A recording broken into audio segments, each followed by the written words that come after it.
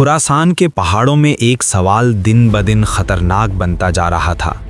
لوگوں کا ہجوم، ہزاروں آنکھیں، ایک ہی ضد، ہم خدا کو دیکھنا چاہتے ہیں۔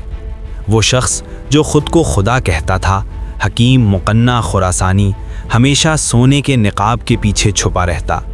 جب بھی کوئی مرید یا عام آدمی اس سے سوال کرتا، وہ مسکرا کر کہتا کہ تم میں میری رویت کی تاب نہیں، اگر میں نے نقاب اٹھا دیا تو یہ دنیا جل کر راکھ ہو جائے گی اور تم سب خاک بن جاؤ گے۔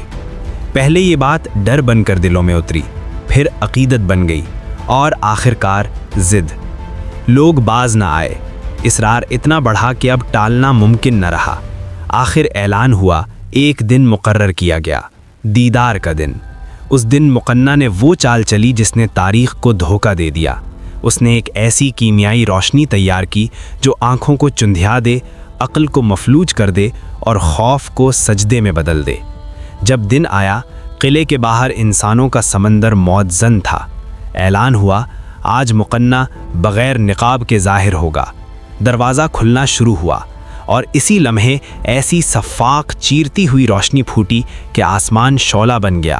آنکھیں جلنے لگیں، سر جھک گئے، لوگ سجدوں میں گر پڑے، چیخیں گونج اٹھیں، بس بس، اے خداوند ہماری گستاخی معاف کر دے، ہم اور برداشت نہیں کر سکتے۔ دروازہ فوراً بند کر دیا گیا۔ ہجوم زار و قطار روتا رہا، سجدے میں تڑپتا رہا اور مقنع اپنی خدائی بچا لے گیا۔